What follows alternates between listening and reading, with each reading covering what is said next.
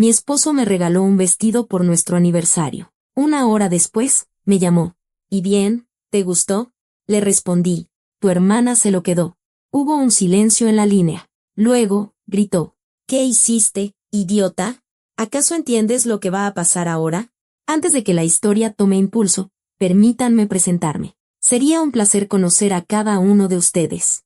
Que disfruten la narración. Camila García había vivido en esa casa durante 2 años y, en ese tiempo, había aprendido a caminar de tal forma que las duelas del piso no rechinaran, a hablar de manera que no irritara a su suegra y a respirar tan suavemente que nadie notara su presencia. La residencia en el fraccionamiento privado de Juriquilla, en las afueras de Querétaro, de 2 pisos, con una espaciosa terraza y un jardín impecable, alguna vez le pareció la puerta a una nueva vida. Ahora, sin embargo, se asemejaba cada vez más a una prisión con acabados de lujo y muebles caros, donde ella ocupaba el peldaño más bajo de la tácita jerarquía familiar.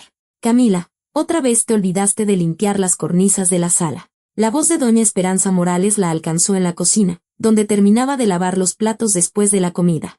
Y la sopa estaba salada. Eli ni siquiera la probó. La probé mientras la cocinaba.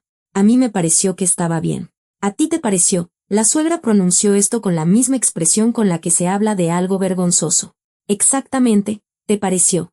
Eli necesita comida de dieta, y tú le pones sal como si cocinaras para albañiles. Doña Esperanza tenía 58 años y llevaba su edad con esa distinción particular de las mujeres que nunca han conocido la necesidad. El negocio familiar, una red de talleres mecánicos, Moreno Motors, con 5 sucursales en el estado, además de un autolavado y una vulcanizadora, generaba alrededor de 1 millón de pesos al mes, y el patrimonio total de la familia, según los cálculos de Camila, no era menor a 60 u 80 millones de pesos. Y cada peso de ese dinero parecía añadirle a su suegra una onza más de certeza en su propia rectitud. Camila se secó las manos con una toalla y guardó silencio. En 2 años, había aprendido la regla principal de esa casa. Discutir con su suegra era como escupir contra el viento. Cocinaba mal, limpiaba de forma deficiente, respiraba demasiado fuerte. No importaba lo que hiciera, todo resultaba estar mal, ser inadecuado o fuera de tiempo. En el sofá de la sala, junto a la ventana, estaba sentada Elisa, la hija de 27 años de doña Esperanza y hermana menor de Leonardo. Pálida, con el largo cabello oscuro esparcido sobre sus hombros, hojeaba una revista, y la luz del sol que entraba por la ventana hacía que su piel pareciera casi transparente. Mi niña de cristal, así la llamaba su madre, y en ese apodo no había ni una pizca de exageración.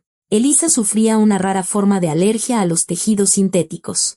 Cualquier contacto con el material equivocado le provocaba sarpullido, dificultad para respirar, en casos graves, convulsiones y pérdida de conocimiento. Por eso, toda su ropa, la ropa de cama e incluso las toallas se confeccionaban a medida con seda natural por artesanas de Oaxaca o se pedían directamente de China por 30,000, o hasta 40,000 pesos por un vestido. La habitación de Elisa en el segundo piso siempre estaba cerrada con llave, y a Camila no se le permitía entrar bajo ningún pretexto, para no traer en la ropa algo dañino para mi Eli, como le explicó la suegra en el primer mes. Por lo tanto, Camila no tenía idea de lo que sucedía detrás de esa puerta, de la vida que llevaba su cuñada en su pequeño mundo aislado. Eli, ¿quieres que te traiga un té? Doña Esperanza ya se había suavizado al volverse hacia su hija, y su voz sonaba completamente diferente, más suave, más cálida, con esa entonación especial que Camila nunca había escuchado dirigida a ella. O quizás un chocolate caliente. Compré ese belga que tanto te gusta. Un té, mamá, gracias. ¿Con limón o con miel? Como ayer. Con miel, por favor. Conversaban en una especie de lenguaje propio, inaccesible para los extraños, y Camila hacía mucho que había dejado de ofenderse por ello. Simplemente lo había aceptado como un hecho. En esa casa, ella era personal de servicio, no un miembro de la familia. Y todo giraba en torno a Elisa, con su comida especial, su atención particular y su ropa hecha a medida con telas carísimas. Por la noche, cuando Leonardo regresó del trabajo, Camila intentó contarle sobre el altercado con su madre. Su esposo, un hombre alto y de hombros anchos de 34 años, con amables ojos cafés y una sonrisa suave, le escuchó sentado en el borde de la cama. Luego, le tomó la mano y le acarició la muñeca con ese gesto familiar y tranquilizador que ella conocía de memoria. Mamá solo se preocupa por Eli. Tú sabes lo difícil que es para ella con esta enfermedad. Ten un poco de paciencia, ¿sí? Por mí, Leo. Llevo teniendo paciencia 2 años. Cada día, cada hora. Lo sé, mi sol. Lo sé, pero ¿qué puedo hacer? Es mi madre. Ha dedicado toda su vida a Ellie, a su tratamiento, a su cuidado. No se le puede exigir que cambie de repente. La atrajo hacia sí, la abrazó, y Camila hundió el rostro en su hombro, inhalando los olores familiares de su loción, jabón y un ligero toque de aceite de motor que nunca lograba quitarse del todo después de visitar uno de los talleres. Leo era para ella como una manta suave, podía cubrirse del frío, calentarse un rato también, pero no la protegería del viento helado. Era capaz de consolarla, pero nunca se pondría de su lado frente a su madre. Y Camila se había resignado a eso hacía mucho tiempo, convenciéndose de que su amor, aunque no fuera todopoderoso, era al menos genuino. Cuando Camila lo conoció 3 años atrás, trabajaba como vendedora en un centro comercial en Querétaro y alquilaba un cuarto de azotea en la periferia de la ciudad, diminuto, con una cama hundida y una ventana que daba a los contenedores de basura. Huérfana, criada en una casa hogar en un pueblo de Hidalgo, sin estudios, sin profesión, sin un solo pariente en todo el mundo, estaba acostumbrada a depender solo de sí misma. Y la aparición de Leo en su vida le pareció un milagro, un cuento de hadas de los que solo ocurren en las películas.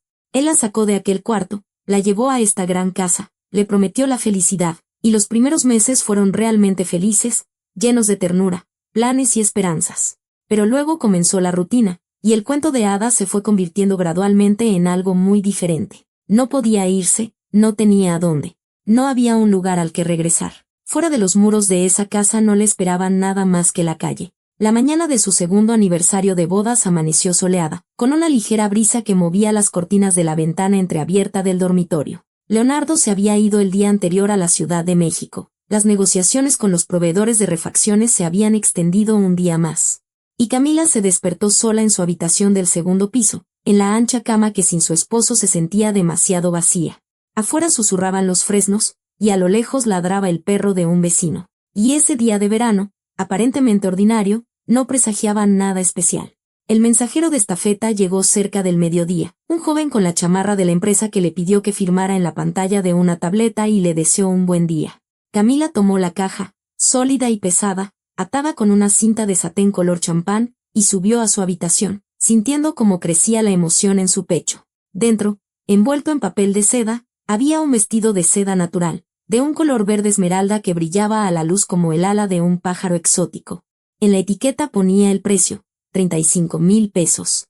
Sus dedos no le obedecían mientras lo sacaba de la caja, desenvolviendo el papel capa por capa.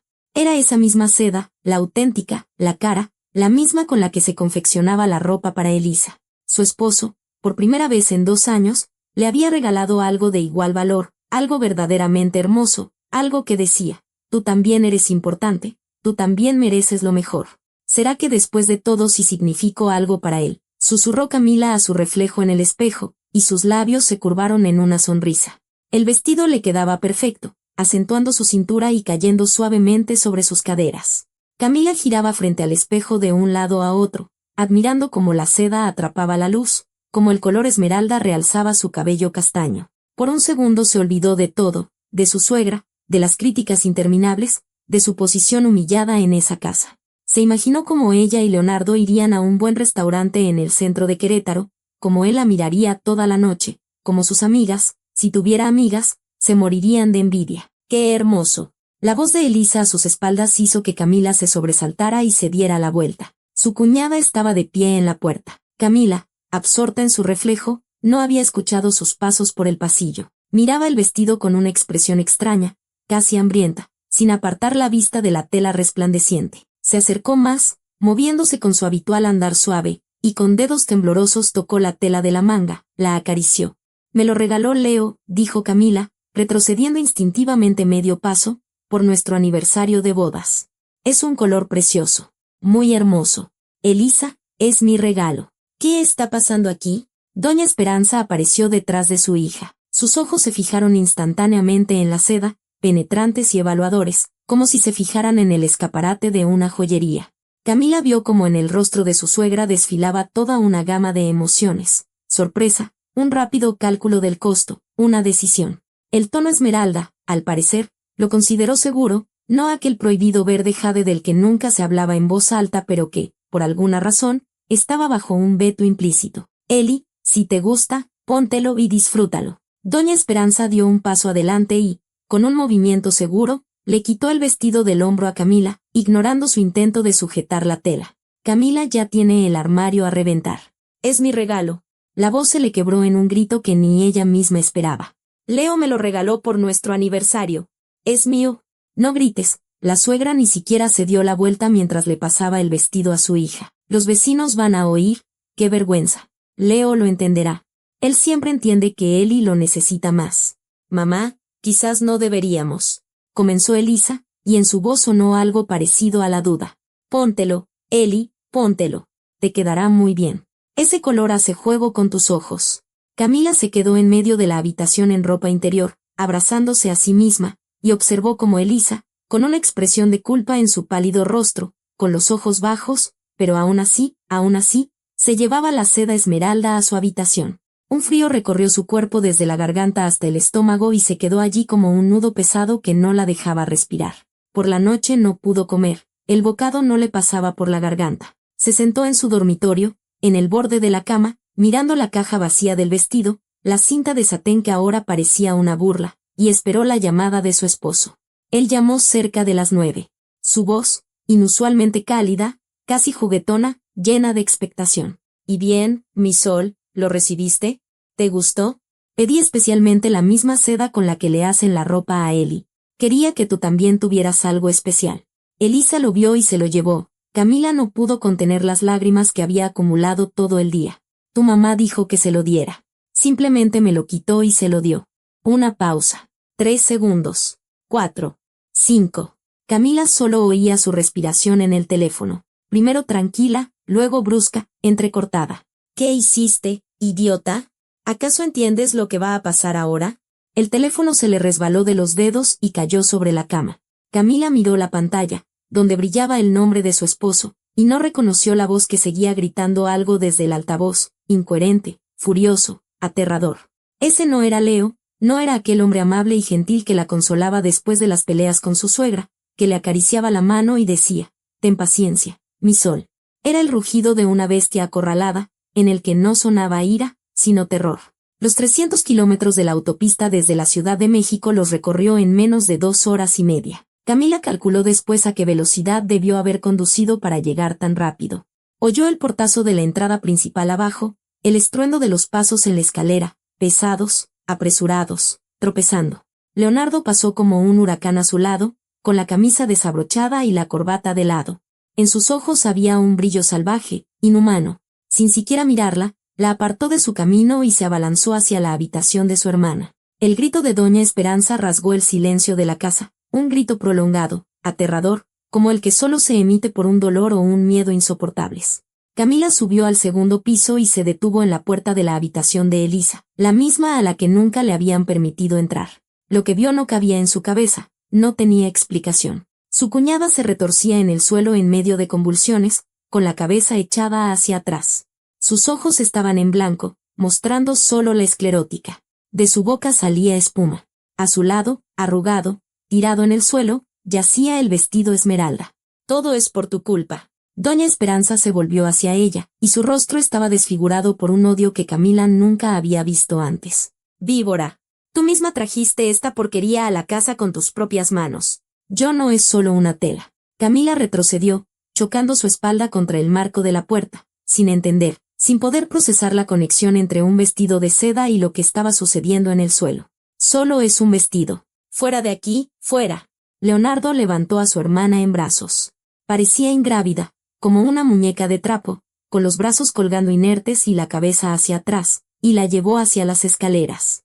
Al pasar junto a su esposa, se detuvo un segundo, y Camila lo miró a los ojos, buscando algo familiar, aunque fuera un vestigio de la ternura del día anterior, pero solo encontró una frialdad ajena, aterradora. La mirada de un hombre que ve a un enemigo.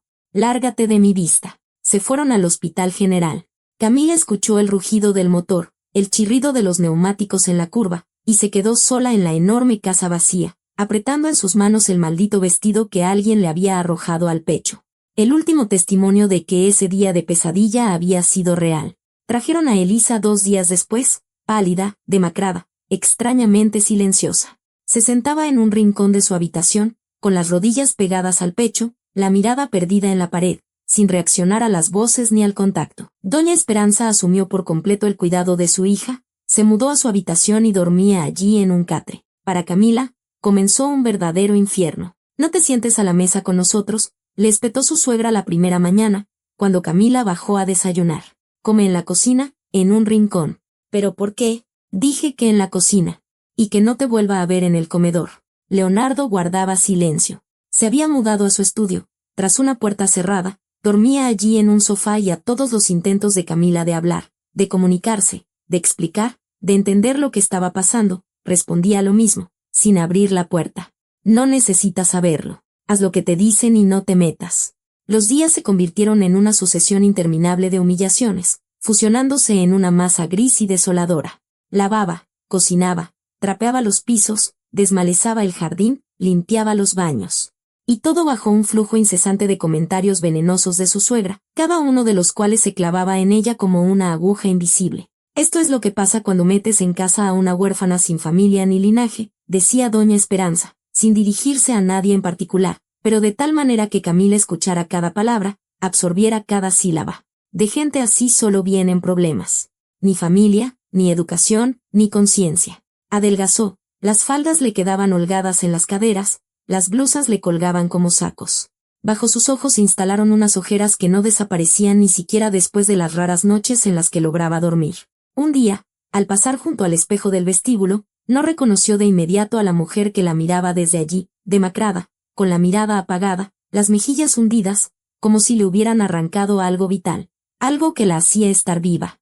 No podía irse, no tenía a dónde. La casa hogar en Hidalgo había sido cerrada hacía mucho tiempo, el edificio ahora era una especie de bodega. No le quedaban amigos. Su suegra, en 2 años, había cortado metódicamente todos sus contactos, todos sus vínculos con el mundo exterior. No tenía dinero en absoluto. Leonardo le había quitado su tarjeta de débito en el primer año de matrimonio, explicándole que era por él, presupuesto familiar común, y que así, era más fácil administrar la casa. Estaba atrapada, sin dinero, sin documentos, sin una sola persona en el mundo que pudiera tenderle la mano. Al final de la segunda semana, de pie frente al fregadero con otra montaña de platos, con los brazos hundidos hasta los codos en agua jabonosa, Camila se dio cuenta de que sus manos ya no temblaban. Algo dentro de ella había cambiado, no se había roto por completo, como temía, sino que, por el contrario, se había endurecido, se había convertido en una columna vertebral, en un soporte. Recordó el grito de su esposo por teléfono, aquel terror primitivo en su voz. «¿Qué hiciste?». Recordó sus ojos enloquecidos mientras corría hacia la habitación de su hermana, apartando a todos a su paso. Recordó la frialdad en su mirada cuando llevaba a Elisa en brazos. Demasiadas cosas extrañas en todo esto. Una reacción demasiado fuerte a un simple vestido, demasiado miedo donde solo debería haber irritación. El plato en sus manos reflejó la luz de la ventana, y Camila observó su reflejo distorsionado en el esmalte húmedo de la loza, borroso, irreconocible, ajeno. Basta. Basta de ser una marioneta en la pesadilla de otros, basta de dejarse llevar por la corriente, basta de aguantar y callar. Era hora de averiguar qué estaba sucediendo realmente en esa casa y por qué un simple vestido de seda había convertido su vida en ruinas. La decisión no maduró de inmediato. Se fue gestando poco a poco, como un absceso que tarde o temprano debe reventar. Camila continuó haciendo las tareas del hogar, continuó soportando la humillación, pero ahora sus ojos miraban de otra manera. Observaba, memorizaba, unía los detalles dispersos en un cuadro general cuyos contornos aún permanecían difusos.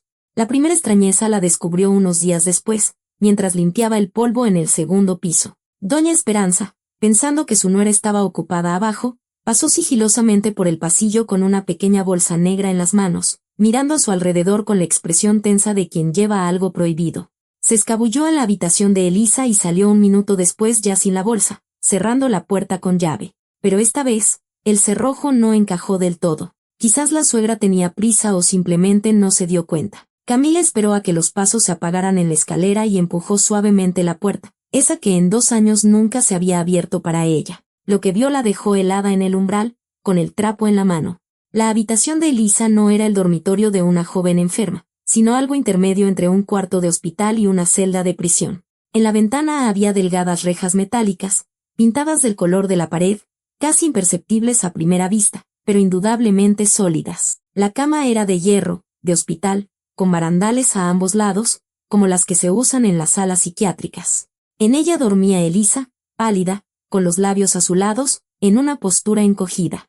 Sobre una mesa había una pila de libros y Camila, al acercarse, leyó con asombro los lomos, libros de texto de preparatoria, aunque Elisa tenía 27 años.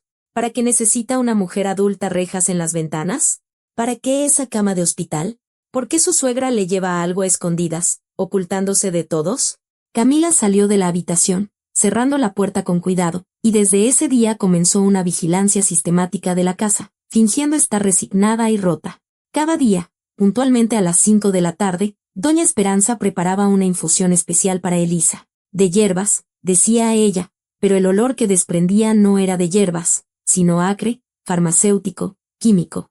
Después de ese té, Elisa se dormía hasta la mañana siguiente, sin cenar, en un sueño profundo y antinatural del que era imposible despertarla. Por las noches, oía a Leonardo dar vueltas en su estudio al otro lado de la pared, murmurar algo ininteligible, suspirar, a veces gritar.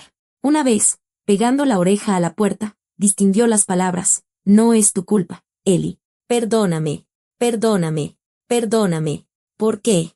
La oportunidad de entrar en la habitación de Elisa como es debido se presentó 2 semanas después. Doña Esperanza se había ido a Tequisquiapan a un velorio de parientes lejanos, y Leonardo se quedaría hasta tarde en el trabajo. En un cuarto de herramientas, entre instrumentos viejos y objetos olvidados, Camila encontró un juego de llaves del difunto suegro, el mismo que murió de un infarto 5 años atrás. Y una de las llaves, pesada, con la cabeza de latón oscurecida, encajó en la cerradura. En el armario de Elisa solo colgaban pijamas monótonos de colores apagados, grises, beiges, celestes desvaídos, ni una sola prenda de color vivo. En los cajones, cuadernos vacíos sin una sola anotación, sin una sola palabra personal. Y debajo de la cama, en el rincón más alejado, Camila palpó un viejo alajero de madera con un broche de latón. Levantó la tapa, tratando de calmar su agitación. Dentro había objetos extraños, una muñeca de trapo con un brazo arrancado, un broche de mariposa con un ala rota, fotografías amarillentas de una joven sonriente desconocida, joven, hermosa, con ojos vivos y alegres. Y una pila de recortes de periódico cuidadosamente doblados que hicieron que a Camila se le helara la sangre. Estudiante de la UAC fallece arrollada por un automóvil, rezaba un titular del diario de Querétaro de hacía 12 años. Tragedia en la carretera a San Miguel. Ciclista de 19 años muere en el lugar. La víctima, Sofía Romero, estudiante de segundo año de la Facultad de Pedagogía de la UAC. El culpable del accidente no fue identificado, el caso fue cerrado. Camila fotografió todo con su teléfono, volvió a esconder el alajero y salió de la habitación, sintiendo como en su cabeza se amontonaban preguntas sin respuesta. ¿Qué relación había entre la enfermedad de Elisa y la muerte de una joven desconocida 12 años atrás? ¿Por qué su cuñada guardaba esos recortes, esos objetos? Esa misma noche, mientras Camila estaba en la cocina tratando de dar sentido a lo que había visto, sonó el teléfono de la casa. Descolgó y escuchó una voz masculina, ronca, con un matiz metálico. No se meta donde no la llaman. Los viejos pecados se pagan. Y no solo los que los cometieron. ¿Quién es usted?, preguntó Camila. Pero en la línea ya sonaba el tono demarcado. La palabra, pecados, se le quedó grabada en la mente como una espina. No era una amenaza común. Era una advertencia de alguien que sabía algo importante. Alguien fuera de la familia estaba al tanto del secreto. Eligió el momento para hablar con Leonardo 3 días después, cuando su suegra volvió a irse a Tequisquiapan. Su esposo estaba sentado en la sala con una copa de brandy, y Camila, en silencio, le puso delante el teléfono con las fotos de los artículos del periódico. ¿Qué es esto? Él palideció, dejó la copa, se llevó las manos a la cabeza. ¿De dónde sacaste esto? Cuéntame la verdad, Leo. Toda la verdad. Un largo silencio, y luego las palabras brotaron de él como pus de un absceso abierto. Hacía 12 años, Elisa, con 15, tomó en secreto la camioneta de su padre y, en una lluviosa tarde de junio, atropelló a una ciclista en la carretera a San Miguel de Allende. Sofía Romero regresaba de la fiesta de graduación de una amiga en un pueblo cercano. Llevaba un elegante vestido verde esmeralda. De repente, comenzó un aguacero. Decidió volver rápido en bicicleta y murió en el acto. Elisa era menor de edad, decía Leonardo con voz apagada, sin mirar a su esposa. Mis padres temieron por su estado mental, le pagaron a la familia de la víctima 8 millones de pesos más un departamento en Querétaro, Sobornaron al fiscal y al investigador. El caso se cerró. ¿Y la maldición?, preguntó Camila. ¿Qué tiene que ver el color del vestido? Leonardo se estremeció, se frotó la cara con las manos y continuó. La madre de la fallecida Sofía, enloquecida por el dolor, vino a la puerta de su casa y gritó que su hija llevaba un vestido esmeralda, y que ahora ese color perseguiría a la asesina hasta el final de sus días. Al principio, la familia no lo creyó, pero un día una pariente le regaló a Elisa una bata verde, y esa noche, la joven comenzó a tener convulsiones. Gritaba que veía a Sofía ensangrentada en un rincón de la habitación. Desde entonces, el color esmeralda quedó estrictamente prohibido en la casa. Camila escuchaba, y algo no cuadraba en esa historia. Si solo era un trauma psicológico, ¿para qué las rejas en las ventanas? ¿Para qué el té secreto con olor a farmacia? ¿Por qué un desconocido por teléfono hablaba de pecados, como si se tratara de algo legal? Leo lo miró directamente a los ojos. Si sabías que ese color estaba prohibido, ¿por qué compraste un vestido esmeralda y me lo enviaste como regalo de aniversario? Él se sobresaltó, desvió la mirada, comenzó a balbucear algo ininteligible, y su silencio fue más elocuente que cualquier palabra. Camila comprendió, la había usado como un conejillo de indias. Después de 12 años, quería comprobar si la maldición seguía activa, si la reacción de Elisa persistiría. Si su hermana no hubiera reaccionado, se podría haber relajado el control, vivir con más normalidad.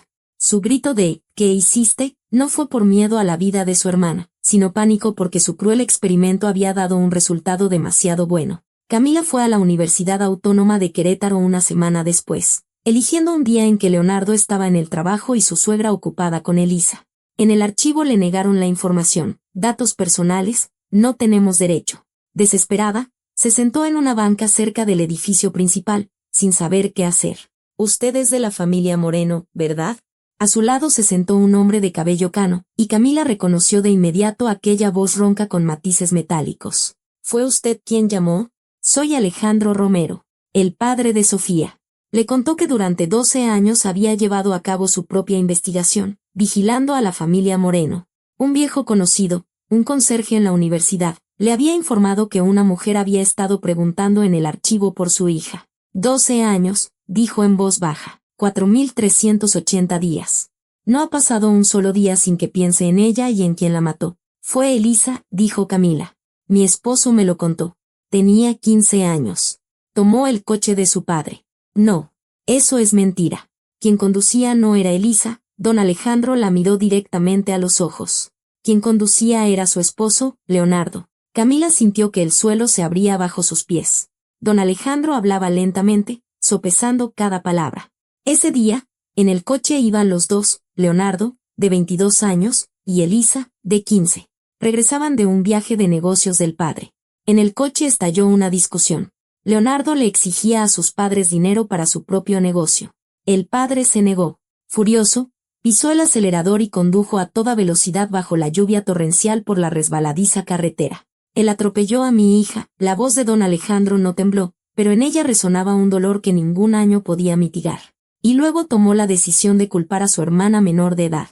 Ella tenía 15. La responsabilidad penal comienza a los 18. Los padres aceptaron para proteger a su hijo, al heredero. Pero Elisa, ella misma cree que es culpable. 12 años, repitió don Alejandro. Durante 12 años le han hecho creer que es una asesina. Ese té de hierbas que le dan todos los días no es un calmante. Son neurolépticos que provocan pérdida de memoria, confusión. Convirtieron a una chica sana en una paciente psiquiátrica para que nunca recordara la verdad y no se la contara a nadie. Camila permanecía inmóvil, y el mundo a su alrededor se reconstruía, como un rompecabezas en el que finalmente todas las piezas encajaban. La alergia a las telas era un invento para aislar a Elisa del mundo exterior, para que ningún extraño pudiera hablar con ella. Las rejas en las ventanas no eran para protegerla, sino para que no escapara y contara una verdad que ella misma ya no recordaba.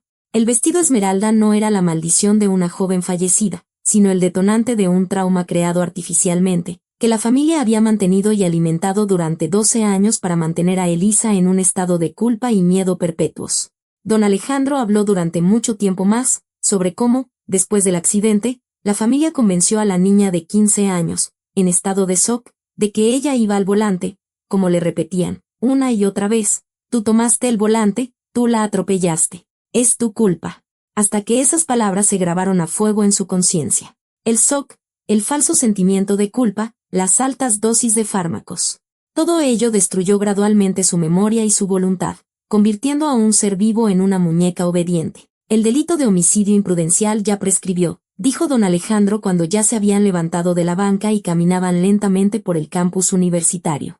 Pero la privación ilegal de la libertad es un delito continuado, ha estado ocurriendo todos estos años. Y el envenenamiento intencionado con neurolépticos es un delito de lesiones graves. Para esos delitos, la prescripción no ha vencido, se puede abrir un caso. ¿Qué hay que hacer? Pruebas. Una muestra de ST que le dan, el testimonio de la propia Elisa cuando recupere la conciencia, y su disposición a llegar hasta el final. Camila asintió, sintiendo como dentro de ella no surgía ira ni venganza, sino una clara comprensión de lo que debía hacerse. Regresó a la casa con el pretexto de una reconciliación, sumisa, quebrantada, dispuesta a seguir desempeñando el papel de sirvienta. Doña Esperanza lo aceptó como algo natural, sin siquiera ocultar una sonrisa triunfante. Por fin entraste en razón, le espetó cuando Camila tomó la escoba en silencio. Ya era hora. Conoce tu lugar y todo será más tranquilo para todos.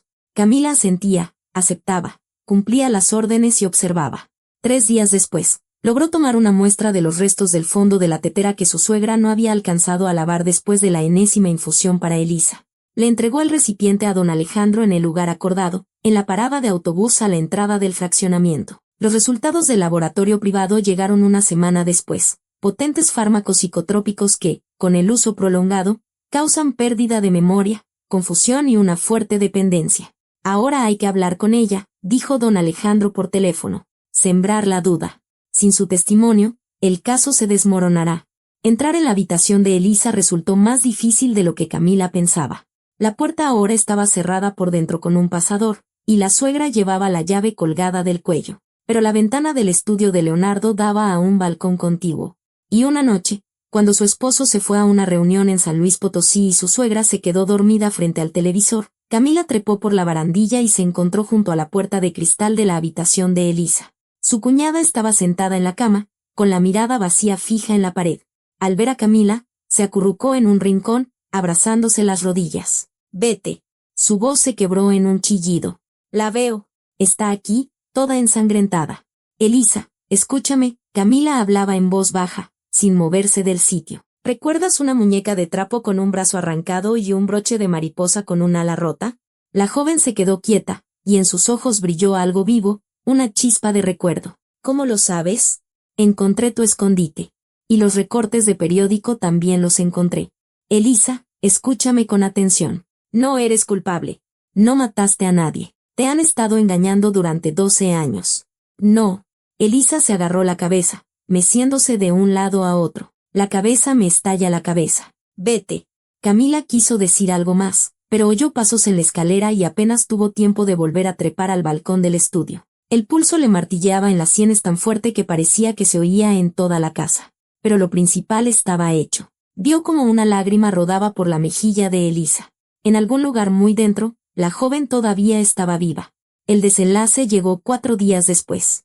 De forma inesperada, como suele ocurrir con las cosas que han madurado durante años. Leonardo regresó a casa borracho. Había estado bebiendo con unos socios en el taller, celebrando algún trato, y al desplomarse en un sillón de la sala, de repente se echó a llorar. Camila se quedó paralizada en la puerta de la cocina, sin poder creer lo que veía. Un hombre hecho y derecho sollozaba como un niño, esparciéndose las lágrimas por la cara. Ya no puedo seguir viviendo así, mamá, murmuraba cuando doña Esperanza corrió hacia él. No puedo. Le fallé a ella y le fallé a Eli. Todo fue por mí, toda la culpa es mía. Cállate. La suegra le tapó la boca con la mano, mirando de reojo a Camila. Cállate ahora mismo. Pero ya era tarde. Arriba, una puerta rechinó y en la escalera apareció Elisa, pálida, desaliñada, con los ojos dilatados por el terror. ¿Qué? ¿Qué dijiste? Su voz era débil, pero en el silencio de la casa resonó atronadora. Leo, ¿qué dijiste? Eli, vuelve a tu cuarto. Doña Esperanza se abalanzó hacia su hija. No puedes alterarte, ya lo sabes. Toda la culpa es mía. Leonardo levantó la cabeza, y en sus ojos había tal desolación que por un segundo Camila sintió lástima por él. Eli, perdóname. Perdóname, tú no tienes la culpa de nada. El grito de Elisa rasgó el aire, un grito inhumano, salvaje, lleno del dolor acumulado durante años que finalmente encontraba una salida.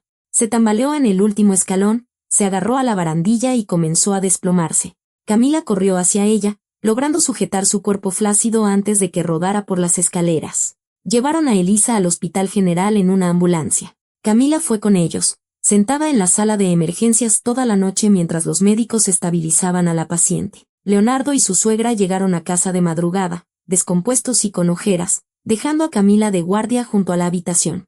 Era su oportunidad.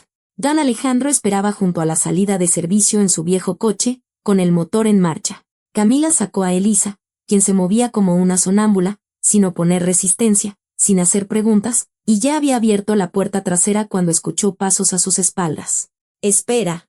Leonardo estaba en la entrada, sin saco, con la camisa arrugada y el rostro de alguien que no había dormido en varios días. Había envejecido una década en una sola noche. «Leo, no molestes». Camila se interpuso entre él y el coche. «Me la llevo». Una larga pausa. Leonardo miró a su hermana, que estaba sentada en el asiento trasero con la mirada perdida. Luego posó sus ojos en su esposa, su exesposa, como ya comprendía. «Llévatela». Su voz era ronca, apagada. «Cuídala. Es lo único que puedo hacer por ella». Se quitó una maleta deportiva del hombro y se la tendió a Camila. 2,5 millones en efectivo. Para el tratamiento, para su vida. No tuve tiempo de juntar más. ¿Crees que esto va a cambiar algo? No, negó con la cabeza. No cambiará nada. Pero quiero que al menos alguien salga con vida de esta historia. Se dio la vuelta y caminó de regreso al hospital, encorvado bajo el peso de una carga invisible. Camila lo vio alejarse, sin saber qué sentir, si alivio o repugnancia. Luego, se subió al coche junto a Elisa. «Vamos», le dijo a don Alejandro. «A San Miguel de Allende, a una clínica privada de neurosis». El tratamiento duró más de un año. Los médicos diagnosticaron una grave dependencia farmacológica y un trastorno de estrés postraumático, creado y mantenido artificialmente durante muchos años. Las primeras semanas fueron las más difíciles. Elisa apenas hablaba, se acurrucaba en un rincón de la habitación, se sobresaltaba con cada sonido. Pero poco a poco, bajo el efecto de la terapia y el cese de los neurolépticos, comenzó a abrirse. Camila la visitaba cada fin de semana, le leía libros, le contaba historias o simplemente se sentaba a su lado en silencio, tomándole la mano. Mientras tanto, la Fiscalía General del Estado abrió un caso por un cúmulo de delitos: privación ilegal de la libertad, lesiones graves dolosas y falso testimonio. Todos los implicados fueron citados a declarar. El careo en la oficina del fiscal fue la última prueba para Elisa. Doña Esperanza lloraba, retorciéndose las manos. «Solo quería proteger a mi hijo. Él era la esperanza de la familia, el heredero, el continuador del negocio. Y él y ella habría sobrevivido. Es fuerte. Fui un cobarde». Leonardo estaba sentado con la cabeza gacha, sin levantar la vista. «Destruí la vida de todos. De Sofía, de Elisa, de Camila. Estoy dispuesto a asumir el castigo». El fiscal se volvió hacia Elisa. «Señorita Moreno, ¿tiene algo que añadir?». Un largo silencio. Elisa miró a su madre y a su hermano, las personas a las que durante 12 años había considerado su amada familia, y en sus ojos no había miedo ni odio, solo un dolor insondable y una incomprensión. «¿Por qué?», pronunció finalmente. Y esa breve palabra lo contuvo todo: los años de mentiras, la juventud robada, la vida destrozada. Doña Esperanza se abalanzó hacia su hija, extendiendo los brazos, suplicando perdón. Pero Elisa se levantó en silencio, tomó la mano de Camila y salió de la oficina. La puerta se cerró tras ellas, dejando atrás a 2 personas sumidas en un arrepentimiento tardío. Año y medio después, Camila estaba frente a su pequeña florería, El Girasol, en el tranquilo centro histórico de Bernal. A 40 minutos de Querétaro, otro mundo, otra vida. Para entonces, Leonardo ya cumplía su condena en El Cerezo: 5 años por privación ilegal de la libertad y lesiones graves dolosas. El delito de homicidio imprudencial había prescrito, pero eso no lo salvó. Doña Esperanza recibió 4 años de libertad condicional. El tribunal tuvo en cuenta su edad y estado de salud. Vendió la residencia por una miseria y se fue a su pueblo natal, una anciana solitaria y rota a la que los vecinos evitaban. El divorcio fue tranquilo, sin escándalos, solo una solicitud y el acta un mes después. Elisa se recuperaba lenta pero firmemente. Primero empezó a hablar con frases completas, luego a salir a pasear, después se aficionó a la pintura. Un día le mostró a Camila una acuarela en la que dos figuras femeninas, tomadas de la mano, caminaban por un campo hacia un sol naciente. Debajo, con letra temblorosa, había escrito: «Gracias por sacarme de ahí». Don Alejandro, habiendo obtenido justicia para su hija después de 12 años, finalmente encontró la paz. Pudo ir a la tumba de Sofía y decir en voz alta: «Hice todo lo que pude, hijita». Ahora visitaba a menudo a Camila y a Elisa, les llevaba verduras de su huerto, ayudaba con las tareas, preparaba lo que se rompía en su casita. 3 personas que habían pasado por un infierno se convirtieron en una familia para el otro, esa familia auténtica que ninguno de ellos había tenido antes. A veces, Camila recordaba aquel vestido esmeralda, el regalo fatídico que la había empujado al abismo, pero que al mismo tiempo le había abierto el camino hacia la verdad. Había perdido un esposo e ilusiones, pero había ganado algo mucho más grande, la libertad, la verdad y una hermana a la que amaría y protegería hasta el final de su vida. Los girasoles en el escaparate de la florería se estiraban obstinadamente hacia la luz, y Camila, mirándolos, sonrió con aquella sonrisa olvidada que no viene de los labios, sino de lo más profundo del ser. La tormenta había pasado. Y después de la tormenta, el cielo siempre se vuelve más claro.